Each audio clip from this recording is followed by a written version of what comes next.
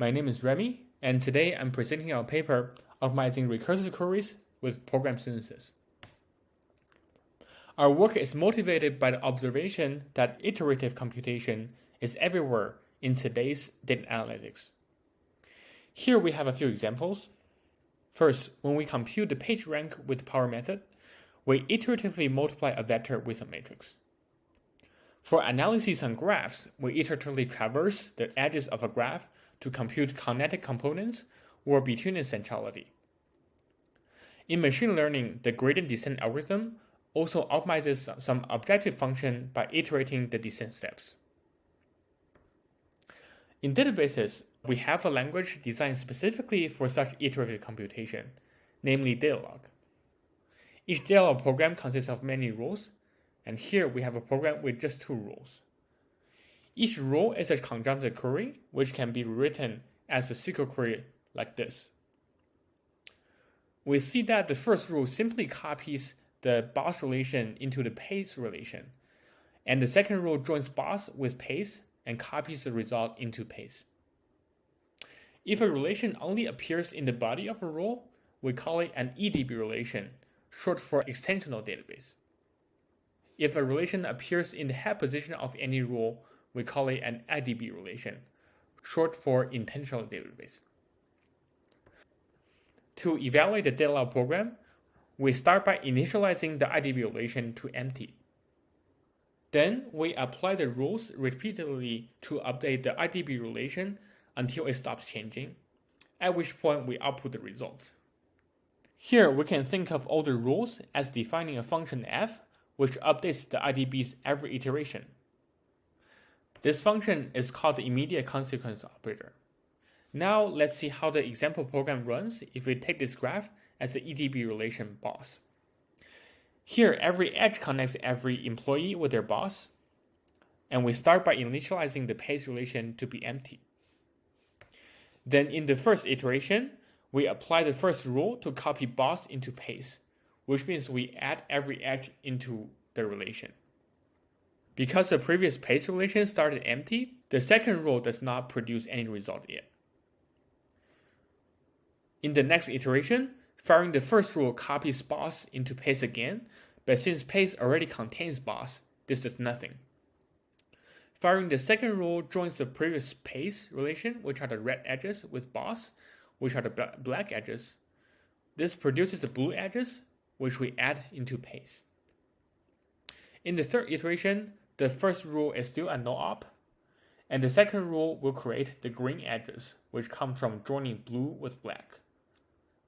Finally, applying the rules another iteration does not produce any new results, so we stop and output pace. Intuitively, we can think of a tuple xy in the pace relation to mean x is responsible for paying the salary of y.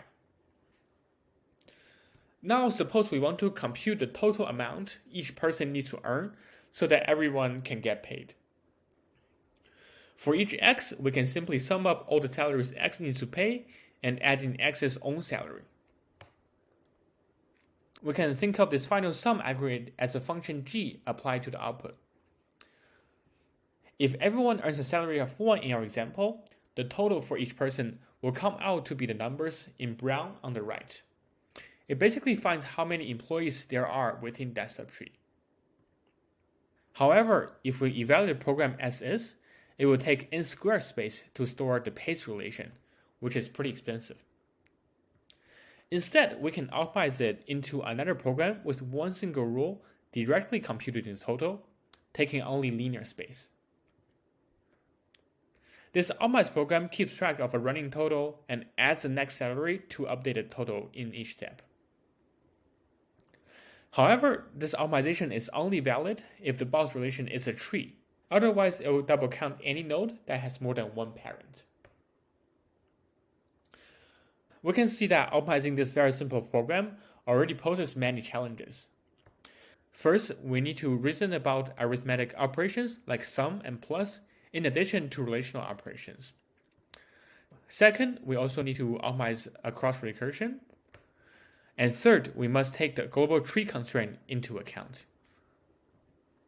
To solve the first challenge, we adopt the semi-ring semantics to generalize relational algebra. I won't go into details in this talk, but we have another PAS paper this year on the same topic. Instead, I will present a new optimization rule called the Fick rule to address the other two challenges. Here is an overview of the rest of my talk, and I will start by discussing the Fick rule. Let's consider again the evaluation of data programs, this time abstractly. We will start with the initial relation x initialized to be empty, apply f to update x, apply f again, and again until fixed point. Finally, we apply g and output. Now suppose we are given a function h such that h of g of x equals to g of f of x for all x's. This equality can be visualized by this commutative diagram.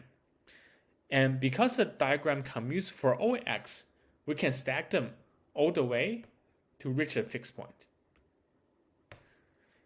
This shows an alternative path we can follow to go from x0 to yp. We first apply g to x0, then repeat h until fixed point. Formally, our theorem says that if h of g of x equals to g of f of x for all x, then the fixed point of h applied to g of x is the same as g applied to the fixed point of f applied to x. Note that the equality in the condition does not involve any recursion, and therefore this theorem can be thought of as a rule to eliminate recursion. However, since h is not given, our task now is to find h such that it satisfies the condition. And this problem of finding h is exactly query answering using views. The common approach there is to apply rewrite rules to the input query, and we also follow this strategy in our implementation. However, rewriting itself may not be enough. This is because our queries contain many arithmetic operations, and no finite set of rewrite rules can capture them all. Another reason is that many optimizations only apply under constraints. For example, recall that our optimization for the salary program is only valid when the boss relation is a tree. To tackle these challenges, we use a technique from the programming languages community called program synthesis. In particular, we use the Rosette language in our implementation. Program synthesis works as follows. It takes two inputs, a specification of the desired program behavior, and a grammar specifying the space of programs to explore. Then it will either produce a program from the grammar that satisfies the spec, or establish that the spec cannot be satisfied. Under the hood, the synthesizer is implemented by a pair of dueling SMT solvers, called the generator and the checker. The generator will produce candidate programs by drawing from the grammar, and the checker will check each candidate against the spec. If the check passes, the candidate is output as a solution. Otherwise, the checker will produce a database input on which running the candidate fills the spec.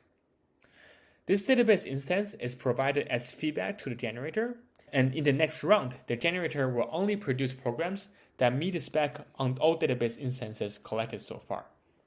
This feedback loop repeats and gradually refines the proposed candidate at each iteration until it finds a solution or proves unsatisfiability. And because the generator and checker are both SMT solvers, we can easily encode any global constraints as logical formulas and provide them to the synthesizer. There are a lot more details that I don't have time to cover in this talk, so please refer to our paper for the full picture. In summary, we first attempt to optimize by rewriting. If this doesn't work, we move to the synthesizer, which is more powerful but also more expensive.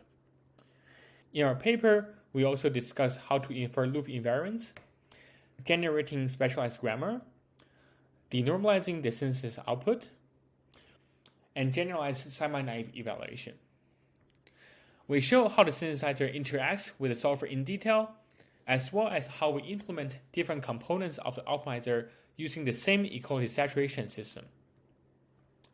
We run experiments on a collection of benchmarks spanning different kinds of analytics on both real-world and synthetic datasets. These benchmarks are of various sizes and exercise different components of the optimizer. On real-world data, we observe orders of magnitude speedup when we apply our optimizer on top of 3 different data-log systems. And on synthetic data, we observe increasing speedup as we increase the size of the input dataset. We draw inspiration from various lines of prior research, including Carlo Zaniolo's work on pushing aggregation into recursion, research on formal reasoning of databases, as well as program synthesis. In conclusion, we propose the Fig rule and use it to optimize recursive queries with rewriting and program synthesis, gaining orders of magnitude speedup.